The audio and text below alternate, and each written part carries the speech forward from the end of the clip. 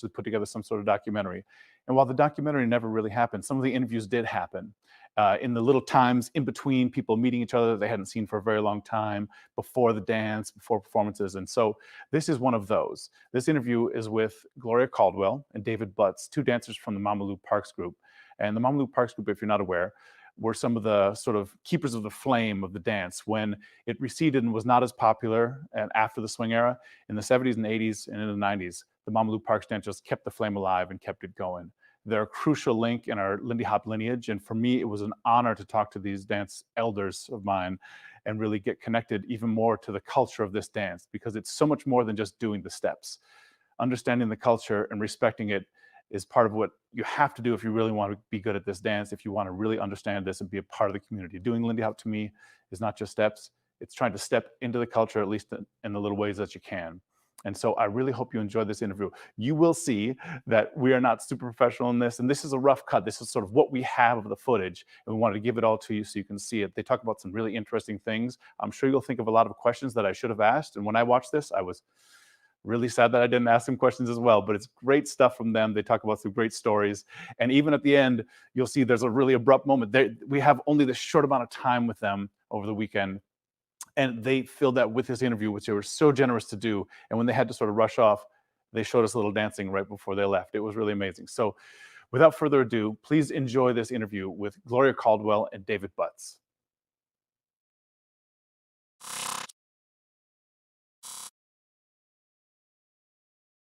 So, first of all, maybe you guys could both just tell us where you're from originally, where you're born, how you came to New York. Ladies first. Okay, I was born in Missouri. I was raised in Indiana. Then we went to Buffalo, New York. Then we came to New York, and in the meantime, I'm going to these different schools. My father, he worked on the railroad, Grand Central Railroad, and that's why we moved around so much, because each time he worked somewhere, he liked it, so he brought us. He liked Buffalo in the summertime. We got snowed in.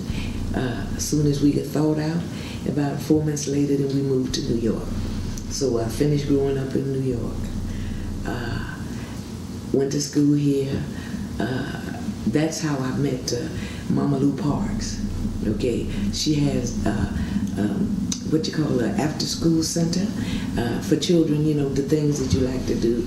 And she had went to college for this. She was, you know, like a legitimate teacher, but she taught the arts. You know, the traditional singing and the traditional dancing, and so I like that, and we, you know, that's how we got started. But I first met her at Savoy Ballroom, right? I was dancing when I met her. I'm a great grandmother, so. So I was Lindy hopping, and she put it to me about, you know, let us start a group. So we started a group, you know, her initial idea, and just went from one thing to the next. Okay, David. Yeah, I'm David Butts, a.k.a. David Carnes. I grew up here in New York. I was born in New York. I grew up across Links Avenue from the school that we started dancing in. I initially met Mama Lou Parks through a young lady in my building. Her name was Selena Jarvis. And I had gotten in some trouble as a kid. And the judge said to me, find something to do or we're going to send you away. And the young lady said, well, come over to the dance class. And I kept looking at that. I said, well, I could do that. Ain't no problem. I can do that. What it was, I knew I could dance, but I couldn't do that particular dance. So I stuck with it. And here I am, almost 46 years later, doing the same thing. You know, it was a great program. I wish the kids today had programs like that they could get into and really get involved in. Mama Lou threw chairs. Yes, she did. She threw chairs at us, but she made us do it right. And she took us on a journey that we thought we'd never go on. She took us to places that most people dream of. You know, we went to Africa. We spent 8 weeks in Africa. I've been to Sweden, Germany, to the Olympics. In '68, we were at the Olympics. We did the Cultural Olympics, they called it, in Mexico City. We did the Cultural Olympics. Then she would send fractions of the group out to different places. And I happened to be with James Brown, and I was in Zaire for the fights. You know, like I say, she's opened the door. We went so many different places that you never thought we'd be, you know. So can you guys just tell us, okay, I don't want to get ahead of myself. First of all, can you just describe your first experience with Lindy Hop, if it was through Mama Lou Parks? Just describe it to us. Well, like I said, I was introduced to the Savoy through James Pugh. We used to call him Jimmy. That was his, Jimmy Pugh. And he had said to me, we were all teenagers, and so he said, you ought to come and see the dances that they do at the Savoy. And I said, I don't know, so because I always liked to dance also. And by the way, I'm Gloria Thompson Caldwell. I did introduce myself. And so... Hang on, just 1 second. You got a phone going? That's probably a house phone. Oh, man, it's a house phone. I just want to get this clean so we can hear what you're saying. Okay. And let me change too when we're doing that. Oh, there we go. Good I'm time. gonna get my beer. My beer got smeared on the other side of the room. Everybody's been holding their breath to get that. My beer, where did it go? I thought Roberto had snagged it there. Yeah, say something. You guys got Perfect time. Mike phone. Like volume off, but just in case. Is that an actual phone? That's the bell. No, that was me putting my volume off. Okay. Yeah, phone years as well. Are you good? Okay. I remember when. All right. Okay, so you could introduce yourself and just say the years that you started dancing at the Savoy. Okay, my name is Gloria Thompson Caldwell. It was the end of the 50s into 60s when I started. And I like, like I said, the gentleman, he was a teenager. We were, young people, and he wanted me to come and see. So my father said that I couldn't go by myself because we were talking about the Savoy. And so he said, okay, he said, I'll take you. So I went, and the way that they were throwing them around, I said, no, you're not going to do that to me. But like watching it and getting excited, and you know what I'm saying? So I tried just a little bit, and I felt good, So I said, okay, this will work for me. So that's what happened. This was in the early 50s and 60s, and I started Lindy hopping, and I've been Lindy hopping ever since. And then that's how I met Mama Lou Parks, and she took me to the school, and we started a professional group, and it was her dream and her idea, and I don't know if you have, but everything that we do, Mama Lou could do that same thing. Or she could Lindy hop, she could dance. She was a dancer from her heart, And it was nice, then we turned professional, and we were doing the Harvest Moon Balls in Madison Square Garden. It was Madison Square Garden first, then it turned into Felt Form, and is something, is that? Yeah. I'm looking, okay, but it was Ed Sullivan's, we started there. He was the MC, and we started, and we're still doing it, but it was her dream, and she liked children so much, and she liked the dance so much until she just, anybody, you know what?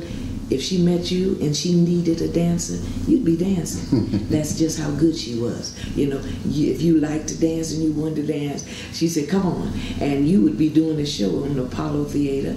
You would be traveling all of the theaters. You would be going all over the world. And you say, we did Joe Frazier, you name it. We did the fight, we did everything, James Brown. And then we went from Lindy hopping. We did Lindy hop first, but they said we want to see a little more of you. So we did everything else after that. Rock and roll, the twist. We were called the world's greatest twisters because we won contests, because we twist, we didn't play. And, and then we did, what is the monkey? The monkey, the jerk. The jerk, you name it, the boogaloo. And then we started started making our routines of our own, Yeah, right? that's right. Like, there was a song called Watermelon Man that we liked. And so we made us a routine out of that. So that put the whole show in perspective. And we always ended up Lindy hopping. They wouldn't let us leave unless we Lindy hopped. They liked us, everything that we did, but you got to Lindy hop. Because we did it always at a fast pace. We never, Never watered it down. Yeah, it wasn't. We call it Lindy hopping because that's what it was. It wasn't swing. It was Lindy hop for us. So. That's Okay. what we did. So, what was your first experience with it? My first experience with Lindy hopping was Mama Lou Parks put me with Deborah Youngblood. And the person that taught us the routine was Big Nick. That's right. Big Nick That's right. told us our routine. Mm-hmm. And we kept saying, well, she sort of favored Deborah and I. And to tell the truth, now that Mama was gone, all these years that went by, we understand why she put Deborah and I together. Deborah and I went to the Harveston Ball. We danced against Kit Lewis and Gigi Brown. And Deborah and I, we were not really seasoned enough, for me, how I felt, to go up against these people in the Harveston Ball at Madison Square Garden. But the strange thing is, even though Gigi and Kit Lewis won, Deborah and I came 1 point behind them. And what got us there was Deborah did a step where I was planting my hands this way, planting my feet apart, and she stepped in my hand and go up in the air and come down my back. And what happened, just as the music stopped, all you could hear was her screaming and me putting her up in the air. And she went up and she came down, boom, all you hear was a thud, boop. That was her hitting the floor. And it was done. And Deborah and I danced together for a while. Kit Lewis left to sing with the Crest. And Gigi and I started dancing together. But the year before Gigi won, her named Willie Raynard had won. Deborah went to dance with Willie Raynard. We were all still the group. We were all the group. And so we like switched partners to a degree. I danced with Gigi for years until she had an brain aneurysm and went back to Deborah. It's been about 25 years now. Deborah and I have been back together dancing. Yeah. And she's a daredevil. She was the daredevil of the group. She tried anything. Deborah would say, just throw me. It doesn't matter, just throw me. And throw her, we did. And she could catch on. She'd catch on with anybody. God bless the dead. Edward Johnson, she danced with Edward, she danced with Dickie, she danced with Melvin. These are people who were in the group who have gone on. That are deceased. Yeah. She's amazing. Deborah's amazing. I've danced with Gloria, Gigi, Mickey. I've never danced with Tracy. Oh. Never danced with Tracy. I've basically danced with every girl in the group. And I basically danced with every boy in the group. Yeah. So did you guys mix it up, or you usually had a partner that you would We mix it up? always had a partner, but if something happened that they couldn't make it or they weren't there, then we would dance with whoever was there because we had worked together enough. And each one, my main partner was Waco before, yeah. And we used to do something we called the neck snatch in the barrel roll. And boom, boom, boom, and then when I neck snatch him, we do ace and hold down the back, and all of that. We to that fast pace, and it was like 1, 2, 3, 4, was right there. We just didn't know what it was to be slow, so we was able to do it. Doom, doom, doom, and then we loved it. It's like a natural high because we love to dance, and it was a thing we didn't have to get ready to dance. Just hear the music, and we were ready going. to go. Yeah, talk about that. Talk about like when you dance. What does it feel like when you Lindy hop? Give you an example. We were at the Brooklyn Academy of Music, and Alvin Ailey's troupe was there. The Garth Fagan, and everybody's warming up, stretching, and we're sitting down eating collard greens and chicken. And everybody says, well, when are you going to warm up? We said, you'll see. And they say, God, look at these people, they're eating and getting ready to go on. They call us on, and bam, we hit. And we're like, what was that? That was just the warm up.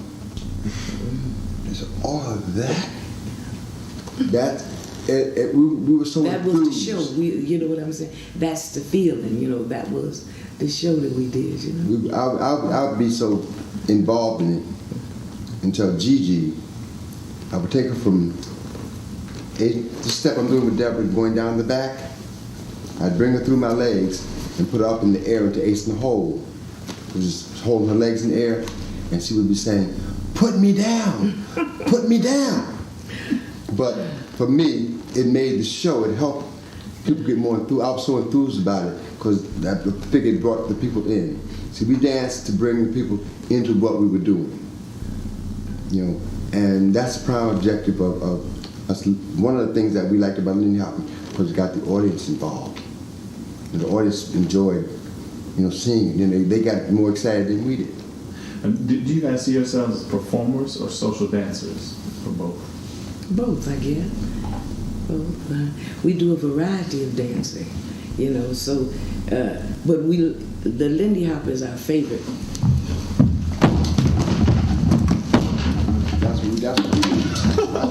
That's what we do. You understand? It's just the way that you feel. I don't talk up everything. Oh, here we go. I got all the time. But that's how it is. You don't have to, you know, well, I guess it's time to do the show. Ready. We're ready. You're on the go. So And I'm 71 years old, so. so tell me that. So you feel that what makes it go for you? But you mean what makes the Lindy Hop? Well, no. It's the adrenaline rush that you get knowing that you're going to perform for these people, and you're going to do something that, because when we came up, it wasn't being done, and people were like amazed to see this. So I'm getting ready to go out here and show these people really what should be done and how it's done. Do you feel like there's something special about Lindy Hop in particular that people, when they see it, describe what you feel it's like for people to see? It's something special for the simple fact it's something that started right here in Harlem. 3 blocks down Lenox Avenue. This is 141st Street, 141st, 140th Street, Lenox Avenue. It's something that was created right here in Harlem. And it's something that goes on. That's why they call it, I'm sorry, David, that's why they call the Savoy the home of the happy feet, because you are happy. It's a good feeling, you know. And when we would dance at the Savoy, that was a challenge, you know what I'm saying? Like, you know, it's like anything, you know, okay, like the dancers today, they challenge the hip hop and all of that. You get out there in the center with them. But we, you know, you and your partner, you challenge the Lindy Hop. And everybody, you know, had a favorite step that they would do, and then people would say, okay, do so-and-so, come on, Gloria, this, that, the other. You know, we used to work at the Apollo all the time, and we had what you call a weekly crew. Like, we would just do a show this week, and it would end Thursday night. We rehearsed and start a new show Friday. And no matter what we did, it was the Lindy Hop, and they would like to see us do the different thing, and that's a good feeling. You know what I'm saying? We just, you know, that's why they call the Savoy the home of the happy feet, because you happy. People go there, you know, like every Thursday they used to call, it was like the maids' night, like they used to have the ladies to come from the different countries, and they'd work out on the island. And then Thursday, that was their night off. They'd work the whole week. Thursday, they'd come to the Savoy and dance until they closed the place up.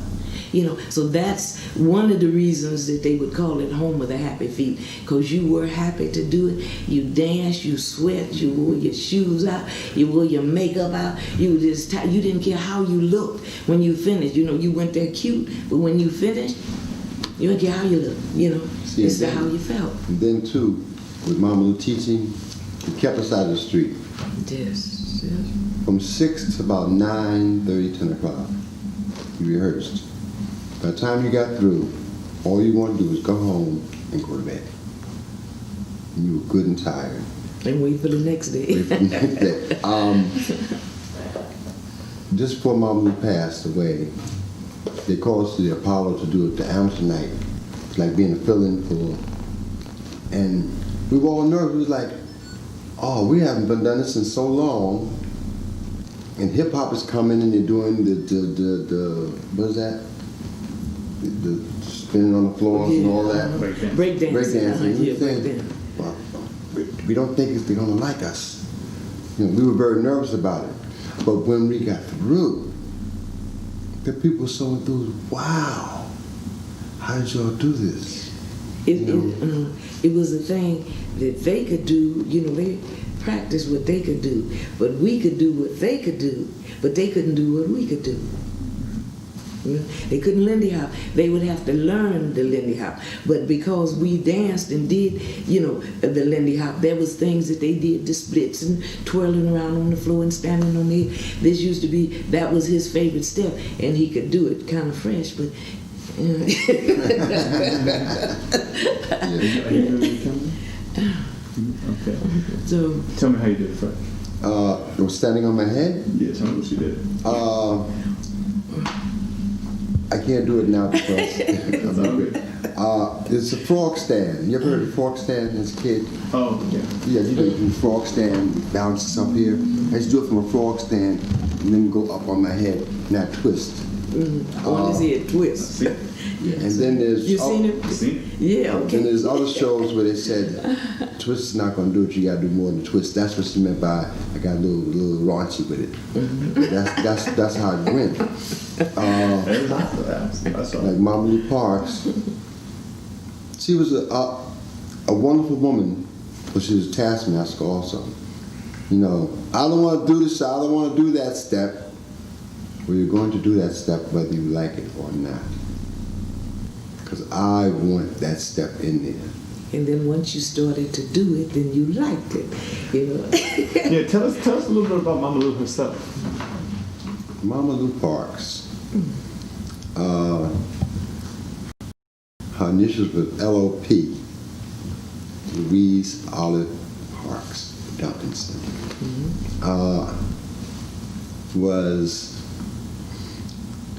Well, she and I, we butted heads a lot. Because I have a mind that what did you call me, Gloria? Peck's bad boy. Peck's bad boy. I was the worst thing. I was the worst thing because I always had my own opinion and I was never afraid to speak up. And we used to butt heads a lot. But there are certain points I found that she was right, and there's certain points she found that I was right. And after I matured to a degree, we melted together. And But she would take, excuse me, Dave, she would take criticism from you, but she wanted you to do your best. She was a good person, you know what I'm saying? She, like, we did things we never even thought we would do, about it, traveling in the shows and whatnot. And like I say, she ruled, with an iron hand. She was, you have to be disciplined, you just can't not, don't want to rehearse or you don't want to come or you want to do this when you want to do it. If you make a commitment, she wants you to stand by it. And that's, the way, but she was, I knew her a long time. I knew her before any of them. We were more like friends, and she was all right, but we call her Miss Parks and Mama Lou Parks because, like I said, she was a teacher first, so we call her Miss Parks. And we continued, although, what I'm saying, we slept together, we'd go on the road, we'd sleep in the same rooms, we'd sleep on the floor, whatever beds that it was, and she would be right there and do the same things, but she was still Miss Parks. We still gave her the respect, we laugh and joke and whatnot, but when it come time to take care of business and get on that stage, we got on the stage, we did the job with no hem on, and all, half stepping or nothing, we gave it our all each time we hit that floor, and we had that respect for her, and God bless her, you know what I'm saying? We do miss her, we miss her very much, we miss her. I mean, we went to Deb and I went to Florida with her, and by her teaching, I'm pretty aware of things that are going on around me. And by her teaching, and the teachers that she brought in to help teach us, I learned a lot of stuff. And she wanted to teach the boys and girls together. We had about maybe 50 kids. And she wanted to teach the boys and girls together. I said, it can't happen. It's too much in one room. She says, well, okay, David Butts, I'm gonna give you a chance. Take the boys outside.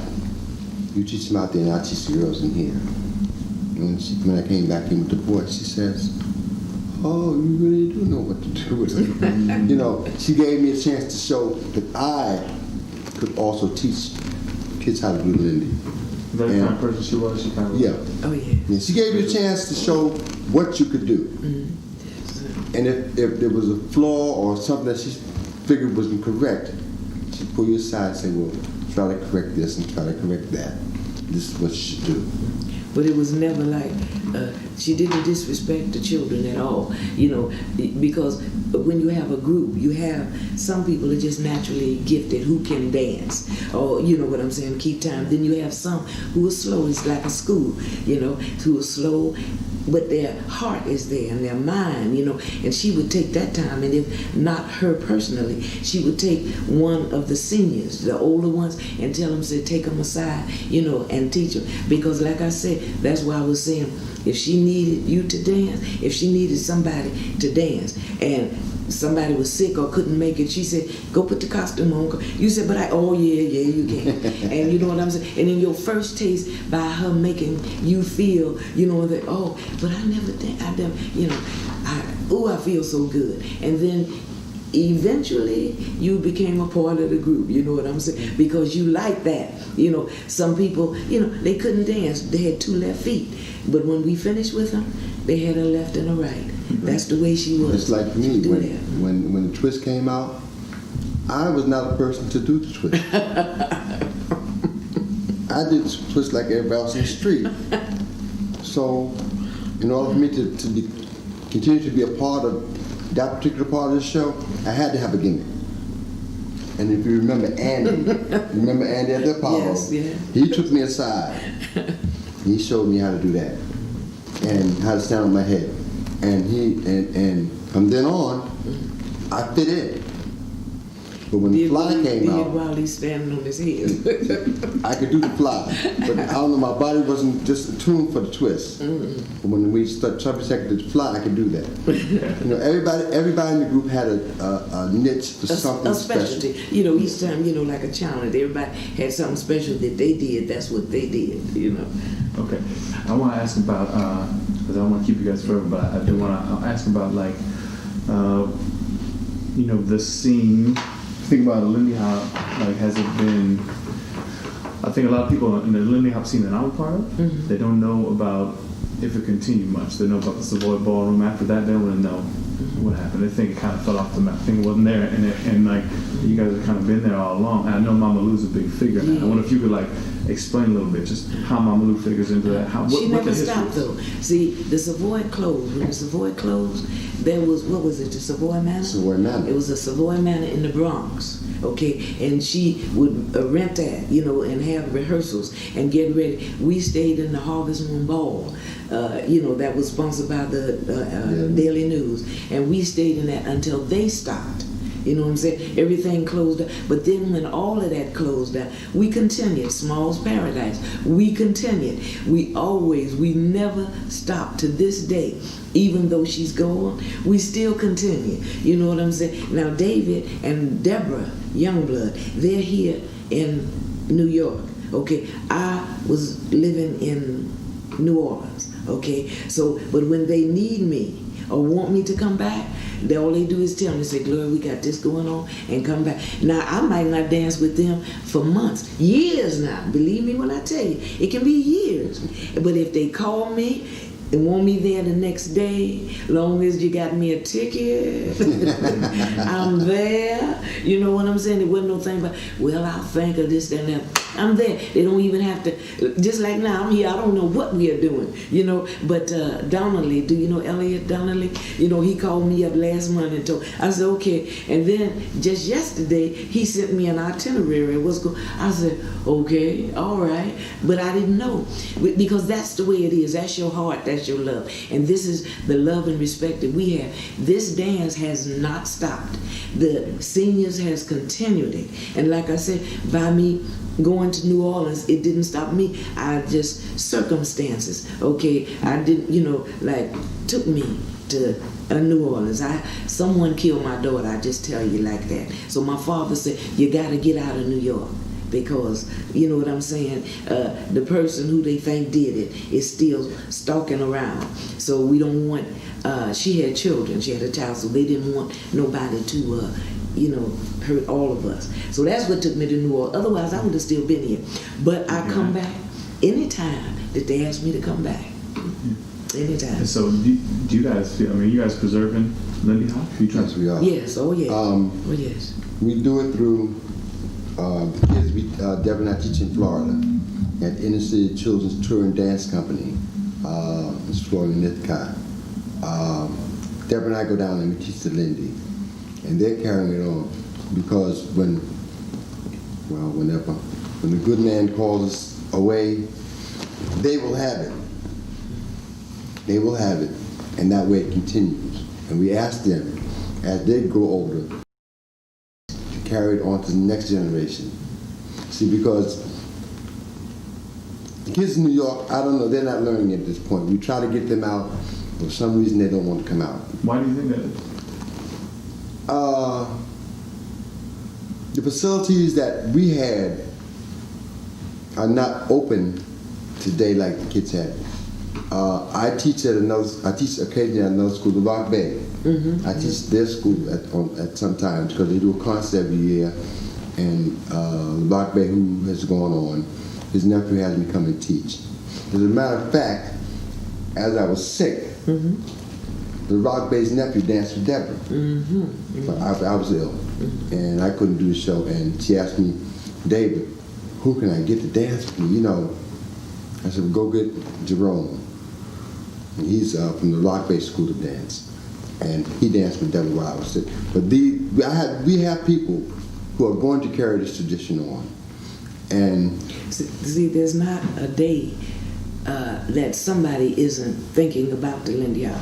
Okay, there's not a week or a month that they don't do it. A year does not pass when there isn't things that's going on that's concerned with the Lindy Hop, that we Lindy Hop, you know what I'm, not the other dances, because that's easy, you know, if you can dance a little bit, you know, you can do that other stuff, you know. But the Lindy Hop, every year, it has not stopped, and this is 2006, and we're still doing that, even if it's on the basis of gigs, as we call it. You know what a gig is, and people are called because they keep in contact with Deborah, they keep in contact with David Butts, we call him the whole name, you know, and you know, so it continues, you know, it hasn't stopped. It might have slowed a little bit.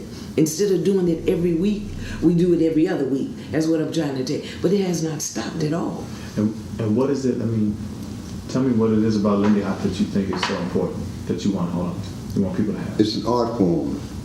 It's an art form. That if we don't continue to do this, it'll be lost. Because for a person to take another person, toss them in the air, catch them, come up, put them back on the floor, and be in rhythm and in time, it's a lost art form. What happened in the interim of now and then was the hustle came in. And they were doing twists and stuff in there, which was beautiful. It's a beautiful dance. Disco dance. But it was done off time.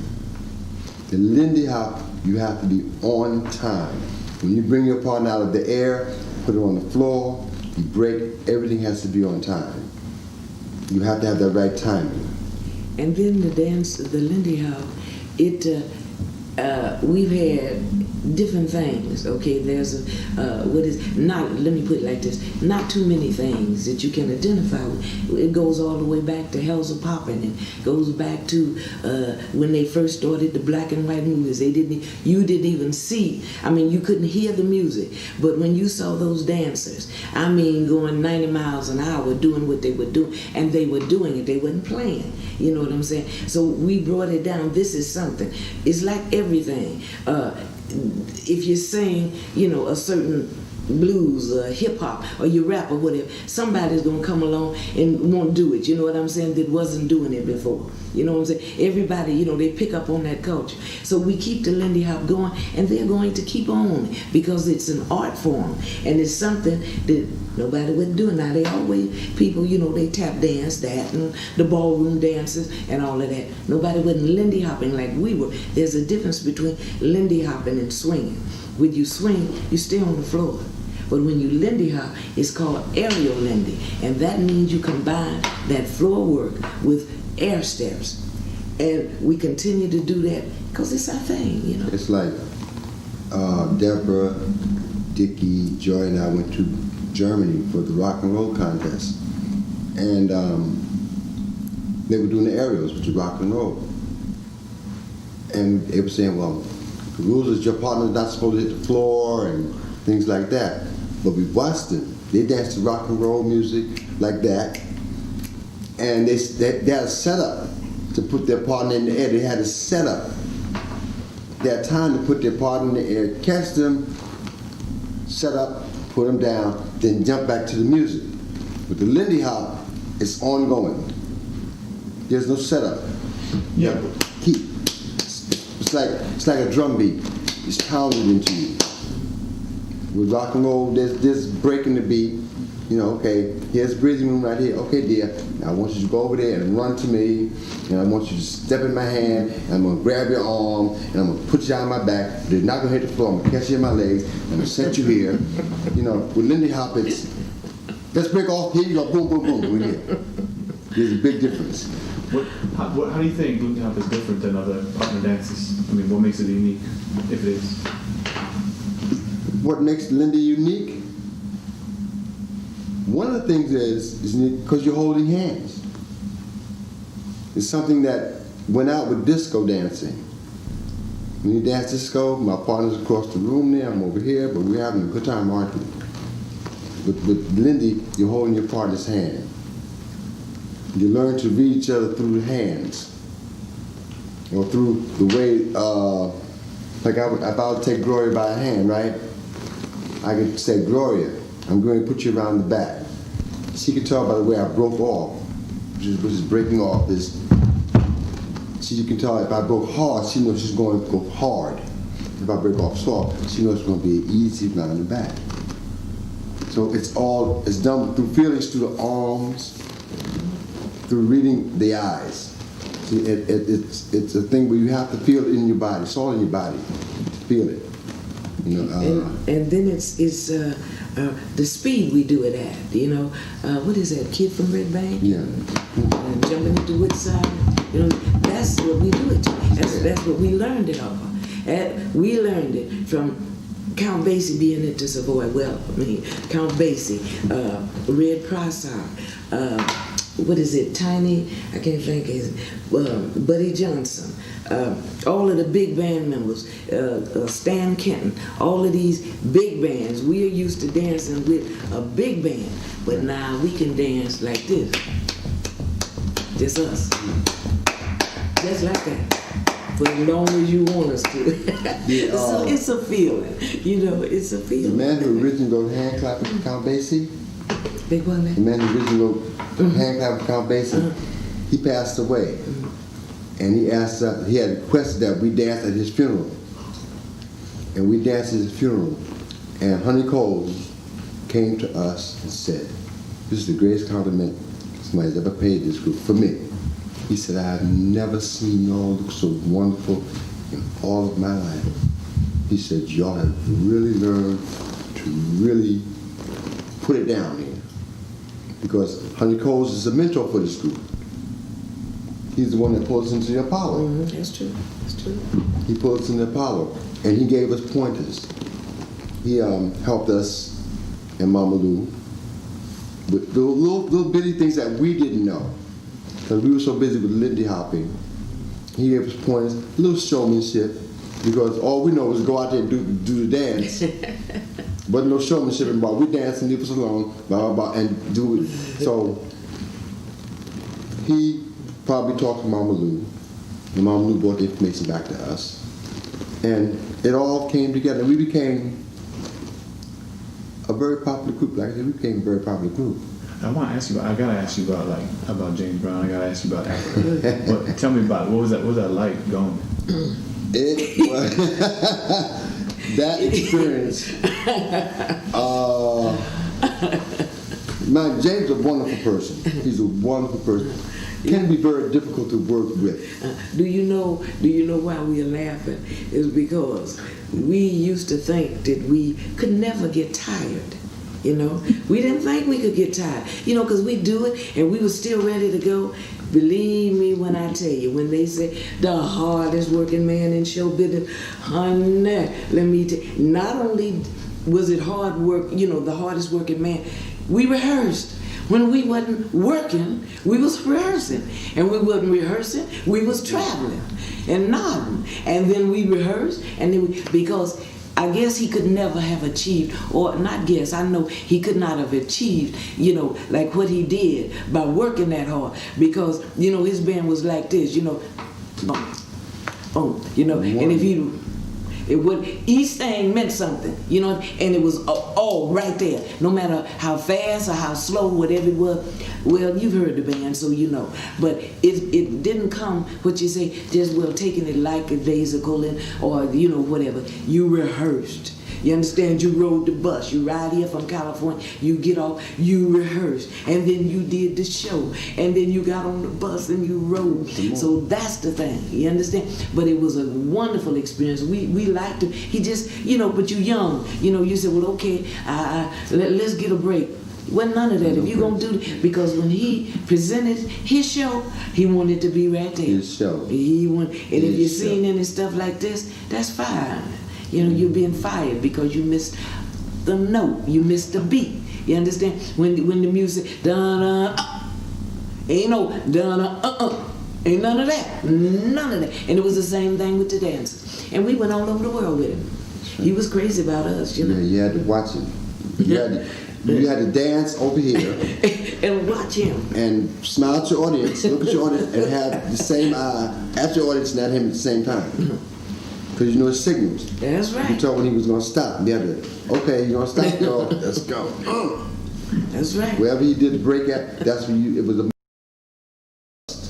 It was a must. You It was a wonderful learning experience, you know. Did it make you better? Yeah, yes it did. Kept you on your toes. See, what time is it? This is about time for you. It's 7:54. I think. Go.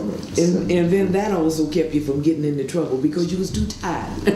Yeah, I got 26 minutes. I got to catch my train. Can I just ask you one more question? Okay. I just want to ask you guys both. How do you feel like the dance changed you? What did it affect for you in your life?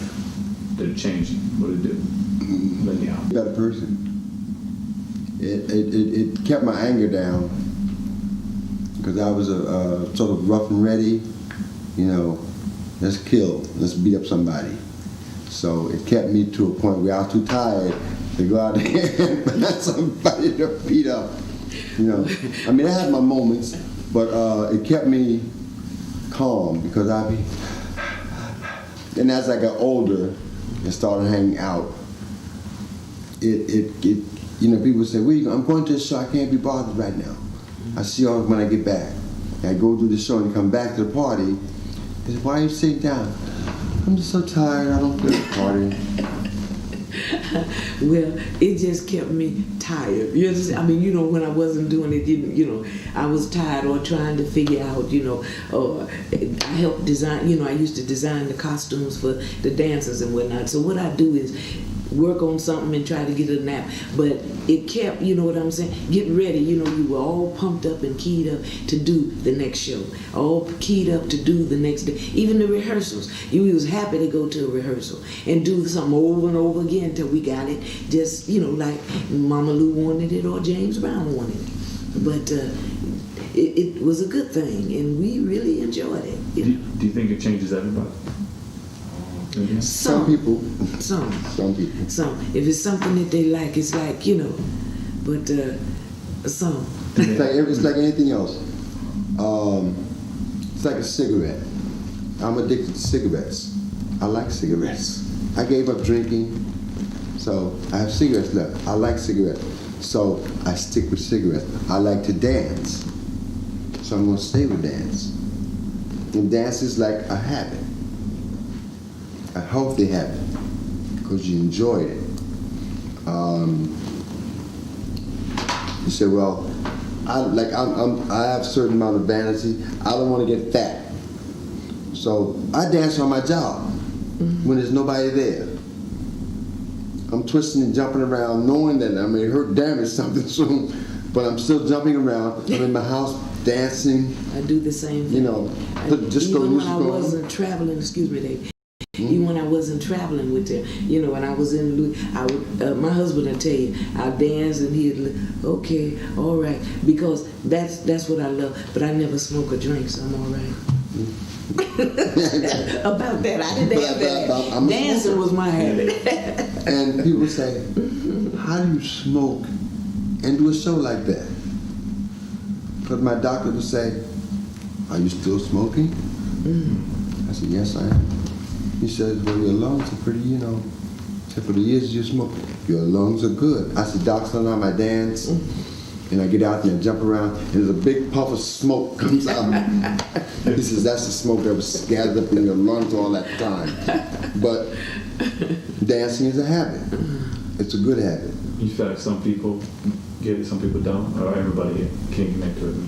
Everybody what? You think everybody connects to it, or some people connect to it, some people don't? Some people don't. Some people do it as just a hobby, or some people do it for the money. Yeah, for the money, or just spur of the moment, okay, and then, you know, they're not dependable, they're not reliable because their heart is not in it. Our hearts are in it. These dancers that you know of us, of Mama Lou Parks, that's left, our hearts are in it. We have, like Gigi, she doesn't dance like but her heart is there. You know, she's a part of everything. If you call her any time of day or night, you know what I'm saying? Because, like I said, she had this, you know, aneurysm, and so she can't do it, you know. But she can do it when she's feeling good, you know. The good days she can do it. But it's the same thing. I mean, we just, you know, we don't have to get ready. This is the way, and this has been years. It's right here, and you just feel, you know what I'm saying? I don't know, what is it like? You like ice cream or chocolate, whatever gives you a kick or a high. It's a natural high. And you don't get ready for it, you know. Then you get ready if somebody says, let's dance. Right. That's when you get ready. You say, hot dog.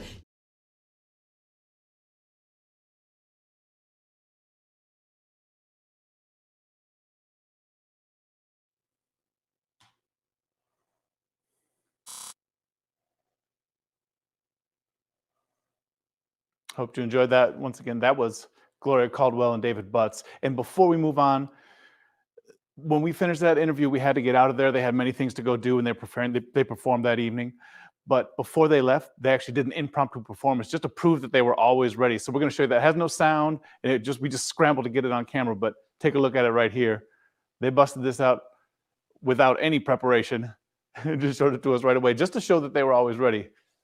And I don't remember how old David was, but Gloria said she was 71 at this time. And then they performed that night, they tore the house down. So just so you know, when they say they're always ready, they are. And I think you might even see a very tiny young baby Todd Yannicone in the background there, lurking, trying to get a taste.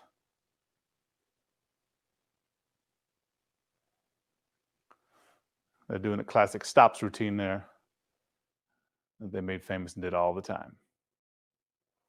So that's it, everybody. Once again, that is Gloria Caldwell and David Butts. I'm so thankful for having that time with them.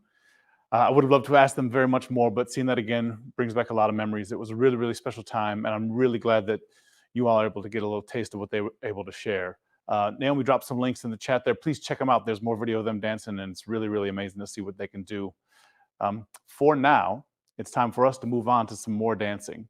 Up next, we'll have the normalizer prelims, followed by the Open Classic finals. And before that, there's even going to be like a little video, some best of. And if you look closely, you're going to see some of the backstage staff, actually all of the backstage staff dancing at some point in ILHC's past. So we'll have about a half-hour video of that. And then at 11:40, we'll be getting into the normalizer prelims.